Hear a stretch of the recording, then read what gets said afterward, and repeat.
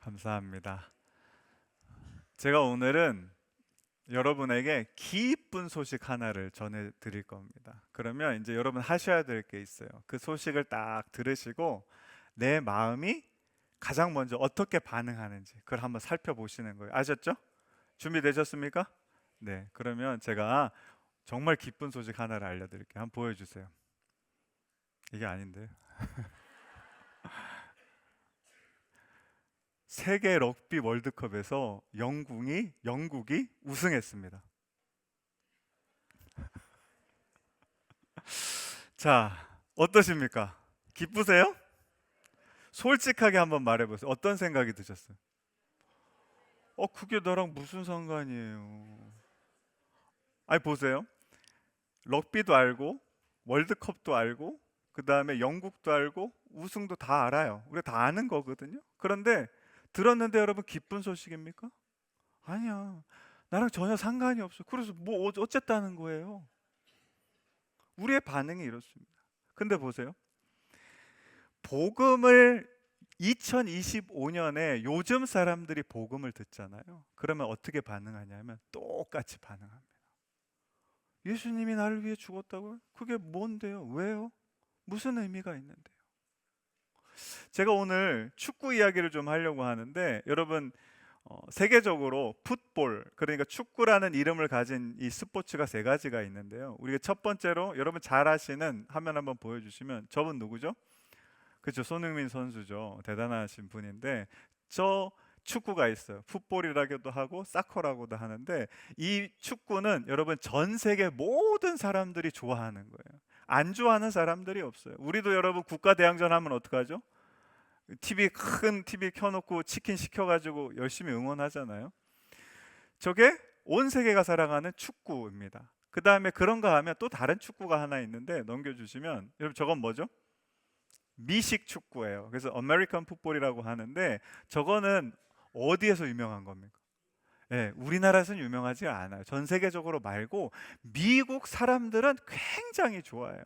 저 프로리그가 슈퍼볼이라고 하는데 뭐 어마어마한 행사입니다. 우리나라 굴지의 기업이 거기에 광고를 하면 그게 뉴스로 나올 정도로 아주 굉장히 큰 이 미식 축구 리그가 어디에 있다고요? 미국에만 있어요. 그래서 미국 사람들이 굉장히 좋아하지만 예, 미국 사람들만 즐기는 축구가 있고 또 마지막으로는 이거 뭐라고 하냐면 럭비라고 해요. 럭비는 뭐냐면 영국하고 영국 영에 있었던 몇몇 나라들이 즐기는 스포츠예요. 그런데 여러분 영국에서 축구가 유명할까요? 럭비가 유명할까요? 비교를 할 수가 없습니다. 프리미어 리그 같은 데 가보면 여러분 저도 아직 못 가봤지만 뭐 상상조차 할 수가 없어요. 저 럭비라는 스포츠는 영국이랑 몇 나라들이 즐기는 스포츠인데 소수의 사람들이 그 사람들만 즐기는 스포츠예요. 그래서 보시면 자, 축구와 미식 축구와 럭비가 다 달라요. 그렇죠? 근데 제가 이걸 보면서 무슨 생각을 했냐면 우리가 알고 있는 복음도 옛날에 여러분 기억나시죠? 70년대, 80년대, 90년대 지나면서 교회가 막 성장할 때는 여러분 어땠습니까? 축구 같았어요. 얘기하면 누구나 좋아하고 교회 가자 그러면 막 교회가 꽉 들어차고 그랬던 적이 있었거든요. 그런데 요즘엔 여러분 뭐 같다고 제가 느껴지냐 하면 미식축구도 아니고 그냥 럭비 같아요. 영국에 있는 그 나라 사람들도 다 즐기는 게 아니라 소수의 사람만 즐기고 있는 그게 우리의 복음이 된 것 같다라는 그런 생각이 듭니다. 여러분 우리가 이 영국 사람들이 럭비에 좋아하는 사람들이 왜 좋아하는지를 잘 아셔야 되는데 자, 이 영국은 여러분 축구가 어디의 종주국이죠? 영국이 종주국이에요. 근데 여러분 축구 말고 럭비도 어디가 종주국일까요? 영국이에요. 그러니까 여러분 이 영국은 굉장히 자부심이 있어요. 이 축구든 럭비든 우리가 만든 우리가 시작한 나라기 때문에 굉장한 자부심을 갖고 있는데 이 럭비 리그도 월드컵이 있거든요. 그런데 이 월드컵이 4년에 한 번씩 지금까지 10번 했어요. 그중에 영국이 몇 번 우승했을까요? 딱 한 번. 2023년에 딱 한 번 우승했어요. 몇 나라 없습니다. 그런데 여러분, 제일 많이 우승한 나라가 5번 우승했는데 어딜까요? 호주랑 뉴질랜드예요. 그 다음이 어디냐 하면 남아프리카 공화국. 근데 잘 보세요. 공교롭게도 자, 종주국이 어디라고요? 영국이에요. 근데 여러분, 호주랑 남아프리카 공화국은 영국의 뭐였습니까? 식민지였어요. 아, 화나는 거예요, 이 사람들이. 우리가 종주국인데 저기 식민지였던 사람들이 우리보다 잘합니까, 못합니까? 잘하거든요. 우승을 다 가져가거든요. 그러니까 굉장히 이 사람들이 거기에 대해서 힘들어요. 그래서 이 영국에서 럭비를 우승했다 하면은 정말 많은 사람들이 기뻐요. 마치 어떤 거냐면, 여러분, 우리나라가 어느 해 월드컵에서 브라질을 제치고 우승을 했어요. 그럼 어떻게 될까요? 온 나라가 난리가 날 겁니다. 그게 기쁜 소식이라는 거예요. 기쁜 소식의 핵심은 뭐냐면, 이 이야기가 단순한 사건 말고 전체의 이야기가 어떤 이야기를 가지는지 알아야 그것이 우리에게 이해가 되고 기쁜 소식이 되는 거거든요. 제가 그래서 지금 6주간 이 복음에 대한 이야기를 나누면서 이 복음을 어떻게 설명할까 굉장히 고민을 많이 했는데, 화면 한번 보여주시면, 자, 이렇습니다. 초록색 선이 있어요. 저 선은 뭐냐 하면, 우리의 인간이 이 땅에 존재하고 없어질 때까지의 선이라고 보시면 돼요. 창조의 순간부터 언젠가는 멸망하겠죠, 그렇죠? 그 순간까지가 저 초록색 선이 있어요. 그러면 여러분, 저 빨간 공은 뭘까요? 지금 우리가 살아가고 있는 그 현재의 시간이라고 생각하시면 될 거예요. 자, 저 상황 가운데 무슨 일이 벌어지냐면, 어떤 일이 일어나냐면, 예수님께서 이 땅에 태어나셨어요. 초림하셨거든요. 그래서 여러분, 이 예수님께서 뭘 하셨냐 하면, 넘겨주시면, 십자가에서 죽으시고 부활하셨어요. 그래서 우리가 그걸 믿으면 뭘 받죠? 구원을 받게 되는 거예요. 이 놀라운 사건이 일어났는데, 이 사건만으로 우리가 이거 기쁜 소식입니다 할 수가 없어요. 중요한 건 뭐냐 하면, 앞에 전체 어떤 이야기가 일어났는지가 중요하다는 거예요. 그래서 다음 넘겨주시면, 하나님께서 태초에 뭘 하셨죠?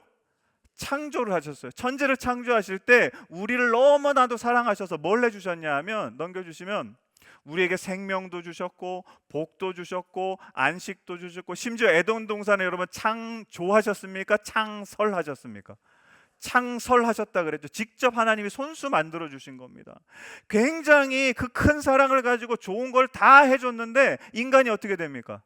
아담은 하나님의 말씀에 불순종하게 되는 거예요. 그래서 에덴 동산에서 쫓겨나죠. 근데 하나님의 사랑이 우리를 포기합니까? 포기하지 않아요. 다음에 누가 나옵니까? 넘겨주시면, 아브라함이 나오고, 아브라함을 통해서도 사랑하시고, 모세를 통해서도 사랑하시고, 그리고 사무엘을 통해서도 사랑하시고, 다윗을 통해서도 수많은 성경의 인물들을 통하여 하나님이 우리를 사랑하시고, 우리를 심판과 멸망의 자리가 아니라 구원의 자리로 자꾸 옮겨주시는 거예요. 그랬는데 예수님 하나님께서 결단을 하시는 거, 안 되겠다, 이제 모든 인간을 구원해야 되겠다 하고 역사하신 것이 무엇이냐 하면, 예수님을 이 땅에 보내주시는 겁니다. 그리고 거기서 이야기가 끝나는 게 아니라, 그 하나님의 사랑과 구원의 이야기는 어디서 끝나냐 하면, 넘겨주시면, 마지막에 예수님이 뭐 하실 때? 재림하실 때. 재림하실 때 무슨 일이 일어나냐 하면, 자, 넘겨주세요. 하나님의 나라가 이 땅 가운데 완전히 온전하게 이루어지는 겁니다. 이게 복음의 전체의 이야기예요. 근데 잘 보세요. 이 복음의 전체의 이야기 가운데 우리의 삶이 여러분 들어있습니까? 안 들어있습니까? 저기 빨간 점 들어가 있어요. 그런데 여러분, 놀라운 게, 우리가 여러분 저 복음에서 벗어날 수 있습니까? 벗어날 수 없습니까? 없어요. 우리의 모든 삶은 저 하나님이 하나님의 사랑으로 우리에게 주신 복음의 전체 이야기 가운데 한가운데 정확하게 들어있는 거예요. 이거를 마가복음이 굉장히 이 복음에 대해서 중요한 걸 오늘 우리에게 이야기해 주는데, 자, 1장 1절 이렇게 시작합니다. 같이 한번 읽어볼게요. 시작. 하나님의 아들 예수 그리스도의 뭐의 시작이라고 얘기합니까? 복음의 시작이다라고 얘기합니다. 왜 여러분, 그러면 예수 그리스도가 복음의 시작이 될까요? 하나님은 예전부터 창조도 하셨고, 아담도 모세도 아브라함도 뭐 여러 사람을 통해서 구원과 사랑을 베푸셨는데, 여러분 보세요. 그 구원은 어떤 구원입니까? 한 사람 혹은 한 나라를 향한 구원이었어요. 그런데 예수 그리스도의 구원은 여러분, 자, 예수님이 오시면 한 사람을 구원하십니까? 인류 전체를 구원하십니까? 인류 전체를 구원하시죠. 그러면 예수님의 오심은 여러분, 그 예수님이 살아가고 계시던 그 현재의 사람만 구원하십니까? 과거와 현재와 미래의 모든 인류를 구원하십니까? 이게 놀라운 일이라는 거예요.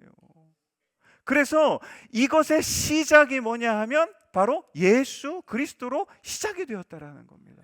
그러면서 14절 말씀에 이제 예수님이 세례도 받으시고 그 다음에 40일 광야에서 시험 받으신 다음에 14절 이런 이야기를 하십니다. 같이 한번 읽어보겠습니다. 시작. 요한이 잡힌 후에 예수께서 갈릴리에 오셔서 뭘 전파하십니까? 보세요. 예수님은 뭐하러 오신 분이냐 하면 복음을 전하러 오시는 겁니다. 복음의 시작인 분이에요. 그러니까 모든 사역을 시작하면서 여러분 가장 먼저 뭘 하십니까? 하나님의 복음을 전파하시는 거예요.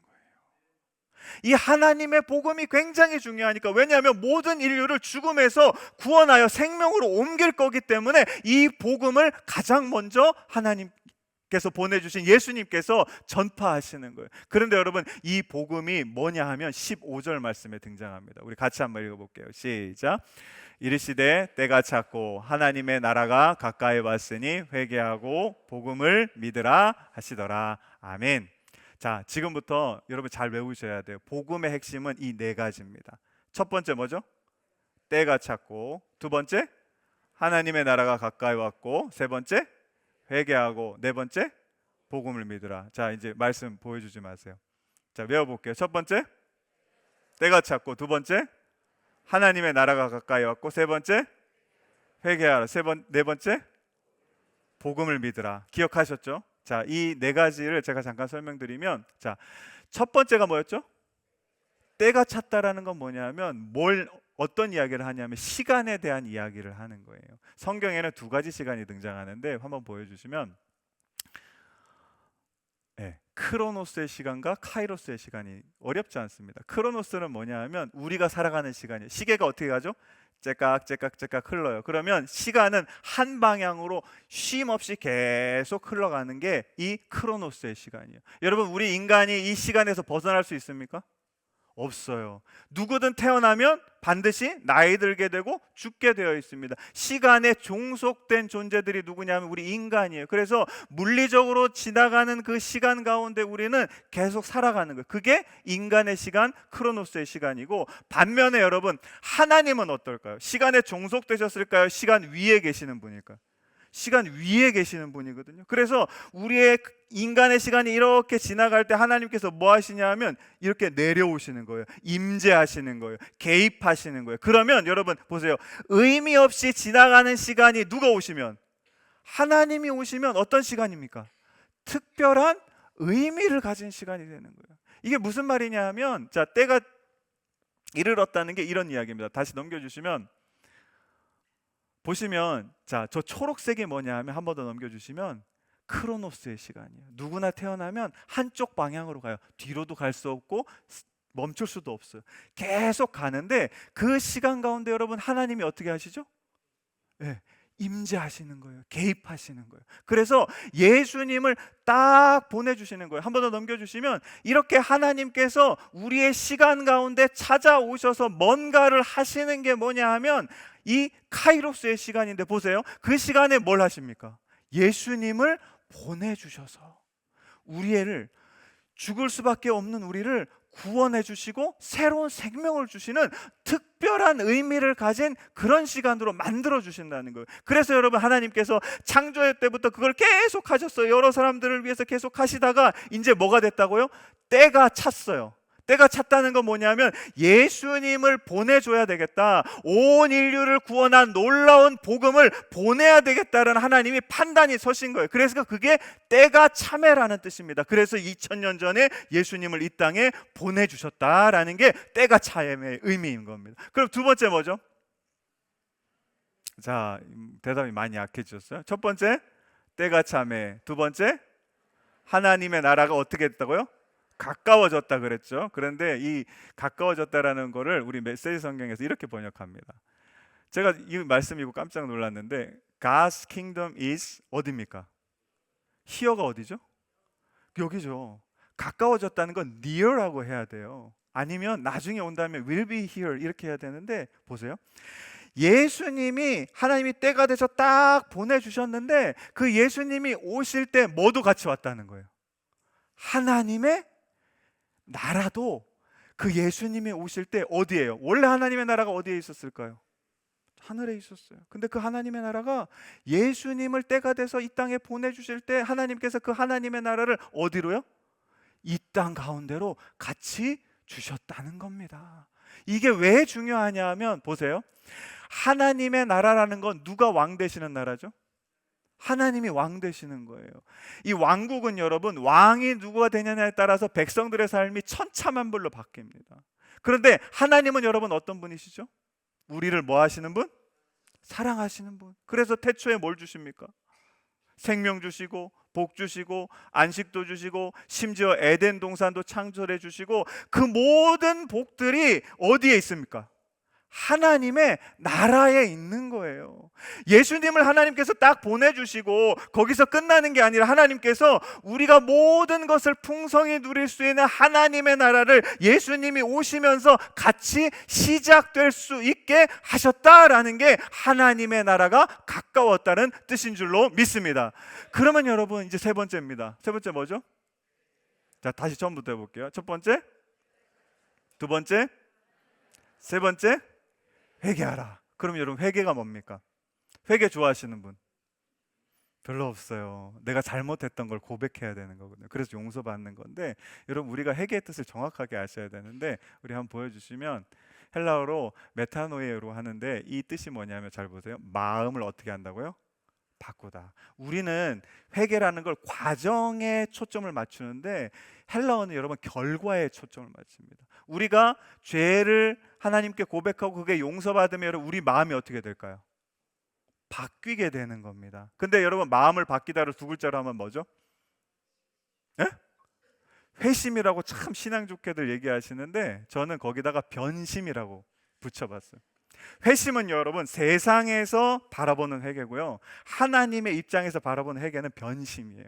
자, 우리 남녀가 이제 연인이 됐어요. 막 꽁냥꽁냥 잘 사귀고 있어요. 그러다가 한 사람의 마음이 어떻게 될까요? 변했어요. 그럼 그거 뭐라고 하죠? 변심이라고 하는 거예요. 그럼 변심하면 이 사이가 어떻게 됩니까? 깨져버려요. 멀어져 버리는 거예요. 잘 보세요. 우리도 여러분 누구랑 짝해서 살아갑니까? 다시 한번요. 우리의 삶이 누구랑 짝해서 살아갑니까? 하나님이라고 하지만 잘 보세요. 세상과 짝해서 살아가는 거예요. 회개할 게 있는 사람들은 누구랑 같이 살아가냐면 세상에 살아가는 사람들이. 근데 여러분, 회개한다는 거 우리 마음이 어떻게 되는 거예요? 변심, 변하는 거예요. 그러면 여러분 누구랑 헤어집니까? 세상이랑 헤어지고. 그럼 헤어졌어요. 그럼 갈 데가 어디 있습니까? 돌려서 하나님께 가는 거예요. 근데 보세요. 하나님께 가면 그 하나님이 왕 되시는 걸 뭐라고 하죠? 하나님의 나라인 거예요. 보세요. 회개는요 막 부담스럽고 이런 게 아니에요. 세상과 짝했던 우리의 마음이 변심해서 하나님께 가면 우리는 어디로 들어가게 되냐면 하나님의 나라에 들어가는 거예요. 그러면 하나님께서 생명 주셨죠, 복 주셨죠, 안식 주셨죠, 또 에덴 동산까지 만들어 주셨죠. 풍성한 모든 것을 누릴 수 있는 하나님의 나라에 들어가게 된다는 겁니다. 이게 회개의 의미라는 거예요. 그 다음에 자, 마지막으로 네 번째 뭡니까? 자신 있게 해보세요. 네 번째, 복음을 믿으라. 자, 복음이 뭐냐 하면요 이런 겁니다. 그림 다시 한번 보여주시면, 자, 하나님의 창조가 있었고 예수님의 초림이 있었고 예수님의 재림이 있었어요. 제가 지난주에 무슨 말씀 드렸냐 하면, 우리의 삶은 어디서부터 어디 사이에 있다 그랬죠? 예수님의 초림과 예수님의 재림 사이에 있었어요. 그래서 이걸 뭐라고 말씀드렸냐면, 예수님이라는 우리는 둥지 안에 살아가는 사람들입니다. 예수님의 보호하심 가운데 살아가는 거예요. 복음을 믿으라는 건 뭐냐면, 우리의 삶이 여러분 어디에 있든지 어떤 장소 어떤 시간 무슨 상황 전혀 중요한 게 아니에요. 그 모든 우리가 살 수 있는 모든 곳에 누가 계십니까? 예수님이 계시다는 거예요. 우리는 그래서 예수님이라는 둥지 안에 살아가고 있는 거예요. 근데 여러분 더 놀라운 사실이 하나가 있어요. 뭐냐 하면, 그걸 좀 더 넓게 보면 이런 겁니다. 넘겨주세요. 자, 더 큰 게 있는데 뭐냐면요, 하나님의 사랑이에요. 여러분, 하나님께서 천지를 왜 창조하셨죠? 우리를 뭐 하셔서? 사랑하셔서. 예수님은 왜 이 땅에 보내주셨죠? 우리를 사랑하셔서. 예수님이 다시 재림하시고 하나님의 나라가 완성이 되는데 왜 그렇게 하실까요? 우리를 사랑하시기 때문에. 이 땅의 모든 역사와 시간은 하나님의 사랑 안에 들어있는 줄 믿습니다. 여러분, 이걸 아셔야 돼요. 우리가 이 복음을 믿으셔야 돼요. 우리의 삶은 어디에 있다고요? 하나님이 사랑하시는 그 사랑 안에 있고 예수 그리스도의 둥지 안에 있다라는 겁니다. 사랑하는 성도 여러분, 이게 얼마나 기쁜 소식입니까? 이게 여러분, 이 땅에 살아가는 모든 사람들에게 필요한 너무나 중요한 기쁜 소식, 저는 복음이라고 믿습니다. 그런데 너무나 안타깝게도 여러분, 사람들이 이 복음 들으려고 합니까? 좋아합니까? 그렇지가 않아요. 제가 오늘 특별히 우리 여기 이제 고등부 애들만 남았거든요. 여러분, 우리 중고등부 친구들이 복음화율이 지금 몇 프로인지 아세요? 3%예요. 우리나라. 그러니까 쉽게 하면 이럴 거예요. 반에 30명이 있잖아요. 그러면 교회 다니는 친구가 몇 명입니까? 3명이라고 생각하시는데 1명이에요. 30명이니까 100명이면 3명이죠. 근데 30명이면 1명이고 없을 수도 있어요. 여러분 보세요. 예전에 70, 80년, 90년대 이럴 때 여러분, 우리나라 기독교 인구가 몇 프로 된다고 그러셨어요? 4분의 1, 25% 된다고. 4천만 중에 1,000만이 교회 다닌다고. 그럴 때가 있었어요. 근데 지금 여러분, 우리가 살아가는 이 세상 2025년의 현실이, 저 아이들이요, 반에 가면 교회 다니는 애가 1명이에요. 여러분, 오늘 죄송하지만 우리 이 아이들 반에서요, 자기 혼자 믿음 지키고 있는 애들이. 이 시간에 힘내라고, 정말 그 믿음 잘 지키라고 우리 박수 한번 쳐주십시오.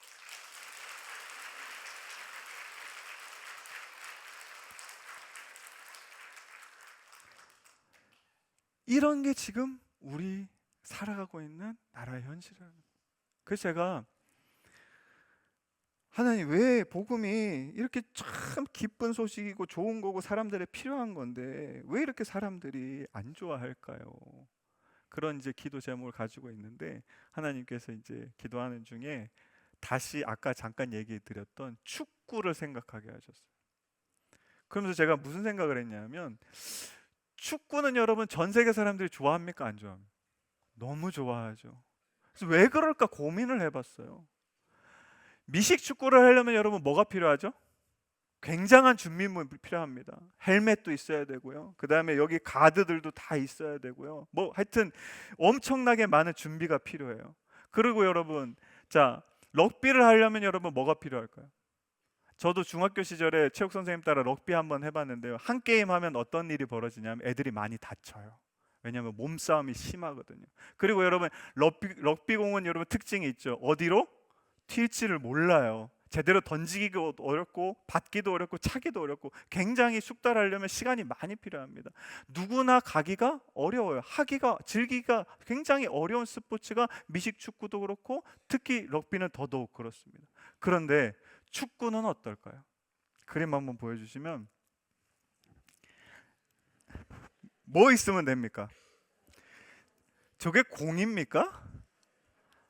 동그란데 뭘 어떻게 했는지 몰라요. 비닐인지 뭔지도 모르겠는데, 보세요. 애들 신발 신었습니까?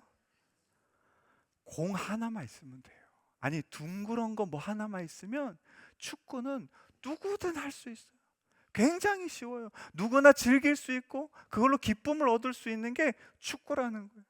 하나님께서 그런 깨달음을 저한테 딱 주시고 제가 복음을 한번 생각해 봤어요. 여러분, 복음은 단순합니까? 어렵습니까? 제가 죄송하게도 6주가 너무 어렵게 설교를 했어요. 근데 여러분, 복음은 간단한 거예요. 뭐만 있으면 됩니까? 축구는 공만 있으면 되고 복음은 예수님만 있으면 되는 거예요. 복음 전하는 거 어려운 거 아니에요. 그냥 가셔서 예수님 믿으세요. 예수님이 구원하셔 주실 거예요. 이게 끝입니다. 복음 굉장히 간단한 거예요. 모든 사람들이 전할 수도 있고 모든 사람들이 들을 수도 있고 모든 사람들이 그 복음을 통해서 하나님께 나올 수 있습니다. 여기에 여러분 중에 한번 손 한번 들어보세요. 복음을 상으로 받으신 분 있으십니까? 없어요. 복음은 다 우리 뭘로 받았죠? 선물로 받았어요. 값 없이 주시는 선물, 그냥 은혜로 주시는 선물. 나 아무것도 안 했는데 예수님이 찾아와서 야 기수야 오늘 네 죄 내가 용서해 줄게. 이게 복음인 거예요. 예수님만 있으면 모든 게 다 끝나버리는 게 복음인 겁니다. 너무나 간단한 거예요. 오히려 축구보다도 더 훨씬 간단한 거예요. 그런데 보세요. 근데 복음을요, 너무 안타깝게도 축구는 공 하나 있어서 많은 사람들이 플레이하고 즐기지만 여러분, 복음은 플레이하고 즐기는 사람들이 있습니까? 죄송한 말씀이지만 저와 여러분도 여러분 복음 즐기고 계세요? 복음으로 살고 계세요? 복음을 플레이하고 계세요? 아니라는 거예요. 사랑하는 성도 여러분, 어떻게 하면 여러분, 근데 이 시대는 이미 너무나 많이 나가버렸어요. 복음과 멀어져 버렸어요. 이제 우리가 복음을 즐기지 않고 복음으로 살지 않으면 다음에 우리 자녀들은 여러분 이 교회를 기억하지도 못하고 다니지 못할지도 모르는 사실입니다. 그런데 너무나 감사하게도 오늘 예수님께서 14절, 15절에 복음에 대한 이야기를 하시고 16절에 뭘 하시냐 하면 갈릴리 바다로 나가셔서 시몬과 안드레를 부르시면서 17절에 이렇게 말씀하십니다. 같이 한번 읽어보겠습니다. 시작. 예수께서 이르시되 나를 따라오라. 내가 너희로 사람을 낚는 어부가 되게 하리라. 예수님이 제자들을 뭐로 만들어 주신다고 합니까? 자, 제가 그 표시한 단어만 한번 읽어보세요. 뭐로 만들어 주신다고요? 자, 예수님 만나면 뭐가 됩니까? 어부가 돼요. 근데 예수님 만나기 전에 뭐였습니까? 어부였죠. 보세요. 예수님 만나기도 전에도 어부였는데 예수님 만난 후에도 또 어부가 된대요. 근데 보세요. 이 두 사람은 같은 사람입니까? 다른 사람입니까? 다른 사람이에요. 왜 그러냐 하면 목적이 다른 겁니다. 갈릴리 바다에서 여러분 어부일 때는 어떤 목적을 가지고 살았습니까? 그죠? 뭐 하려고? 고기를 왜 잡습니까? 먹고 살라고. 먹고 살라고. 자기의 삶의 목적이 먹고 사는 것이었어요, 갈릴리 바다의 어부들은. 근데 예수님을 만나면 예수님께서 어부로 만들어 주시는데 무슨 어부로 만들어 주신다고 합니까? 사람을 낚는 어부는 여러분 삶의 목적이 뭘까요? 복음을 예수님처럼 전하는 거예요. 보세요. 똑같은 어부지만 갈릴리 바다의 어부는 자기 먹고 살기 위한 목적을 가지고 살아가는 삶이고 예수님과 함께하는 어부는 복음을 전하는 것이 내 삶의 목적이 되는 줄로 믿습니다. 사랑하는 성도 여러분, 우리의 삶이 이래야 된다는 거예요. 우리가 여러분, 제가 솔직하게 한번 얘기해 봅시다. 여러분 뭐 때문에 사세요? 솔직하게 얘기해 보시자고요. 뭘 위해 그렇게 열심히 사세요? 대부분 많은 이유들이 뭡니까? 저도 그래요. 먹고 살아야죠. 주어진 삶인데 어떻게든 먹고 살아야 될 거 아닙니까? 그게 우리 인생의 목적의 많은 부분을 차지하고 있어요. 그런데 여러분 오늘 예수님께서 말씀하십니다. 우리 인생의 목적 먹고 사는 게 아니라 복음을 전하는 거다. 그럼 우리 의문이 생겨요. 예수님, 그러면 우리 어떻게 먹고 살아요? 어떻게 살아요? 근데 보세요. 예수님과 함께하면 여러분 예수님이 오실 때 예수님만 오시는 게 아니라 어떤 나라가 왔어요. 그 나라가 뭐죠? 하나님의 나라가 여기 왔다는 거예요. 그러면 여러분 우리가 먹고 사는 거 하나님 나라에 있습니까? 없습니까? 다시 한번요. 우리 먹고 사는 거 하나님 나라에 있습니까? 없습니까? 있어요. 거기 다 있어요. 차고 넘치도록 풍성하도록 거기 다 있어요. 우리의 목적이 먹고 사는 게 아니라 복음을 전하는 것이 되면 여러분 우리는 예수님께 나아가고 지금 우리가 누리고 있는 것보다 훨씬 더 많은 것들 예수님 안에서 하나님 나라 안에서 누리며 살아가게 될 줄로 믿습니다. 바라기는 저와 여러분의 삶이 그 목적이 먹고 사는 것이 아니라 하나님께서 예수님을 통해 주신 그 복음을 전하는 것이 목적이 되시기를 주님의 이름으로 간절히 축원합니다. 제가 몇 달 전에 요 얘기만 하고 시간이 많이 갔는데 오늘 좀 죄송합니다. 순서가 많아서 시간이 좀 늦어졌어요. 몇 달 전에 신방을 갔는데 한 권사님이 이제 신방 끝나고 식사를 하러 가는데 차 안에서 저한테 요걸 하나 주셨어요. 보여주시면 명함을 주셨어요. 노 권사님이세요. 그래서 명함을 주셨는데 제가 이름은 가렸습니다. 근데 보세요, 여러분, 누구 명함 같습니까? 저 이씨긴 한데 보세요. 위에는 주 예수를 믿으라 그리하면 너와 내 집이 구원을 얻으려 있고, 밑에는 뭐가 있습니까? 성황교회가 있고 성황교회 연락처가 있거든요. 근데 이게 본인 권사님 명함이라고 저한테 주신 거예요. 제가 딱 봤는데 권사님 담임 목사님이시네요. 그랬어요. 그래서 제가 얘기를 들어보니까 이 권사님이 뭐라고 말씀하시냐면, 목사님, 저는 평생에 제 삶의 목적이 복음을 전하는 거였어요. 원래 불교 신자셨는데 예수님 믿고 난 다음에 평생 동안 제일 내 삶에 중요한 게 복음을 전하는데 나는 모든 걸 다 했어요. 그런 이야기를 하시는 거예요. 근데 제가 그 권사님의 삶을 보니까 경제적으로도 굉장히 풍족하시고요. 특별히 자녀들이 어떻게 됐을까요? 다 잘 됐어요. 우리가 세상에 생각하는 성공도 마찬가지지만 신앙이 너무 특별한 자녀들이에요. 그리고 몇 해 전에 암에 걸리셨어요. 너무 힘드셨는데 지금 어떻게 됐을까요? 다 좋아지셨어요. 지금 매일 우리 중보기도 나오셔서 기도하고 계시는 권사님이세요. 사랑하는 성도 여러분, 우리의 삶의 목적이요, 복음을 전하는 것이 목적이 될 때, 여러분, 나머지 그 모든 것들 있잖아요, 우리가 걱정하고 필요로 하고 하는 것들 누가 채워주실까요? 하나님께서 채워주실 줄로 믿습니다. 바라기는 좋아요. 여러분의 삶이 이 놀라운 복음의 비밀을 아시기를 주님의 이름으로 간절히 축원합니다. 자, 여러분, 오늘 이제 이거 다 나눠드렸어요. 이거 이제 뭐 해야 됩니까?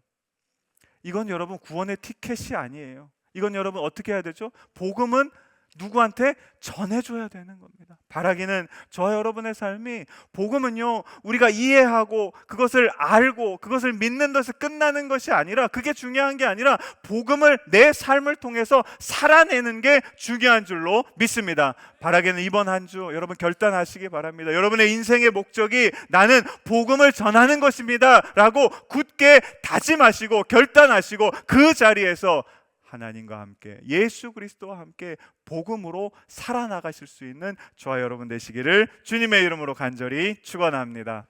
이 시간에 가능하신 분들은 자리에서 일어나셔서 우리 오늘 함께할 찬양은 그 사랑이라는 찬양입니다. 가사 한번 보여주시면 여기에 모든 게 다 있어요. 하나님이 우리를 사랑하셔서 이 모든 게 시작됐거든요. 하나님의 사랑 내가 노래해, 아버지의 은혜 내가 노래해, 그 사랑 변함없으신, 그 거짓 없으신 성실하신 그 사랑, 날 위해 죽으신, 날 위해 다시 사신 예수 그리스도, 다시 오실 그 사랑. 그래서 이 그 사랑에서 우리를, 여러분, 죽음도 생명도 천사도 하늘의 어떤 권세도 끊을 수 없는 것이 바로 하나님의 사랑이고 복음인 줄로 믿습니다. 이 고백을 담아서 우리 가슴에 손을 얹고 함께 찬양하며 나아가겠습니다.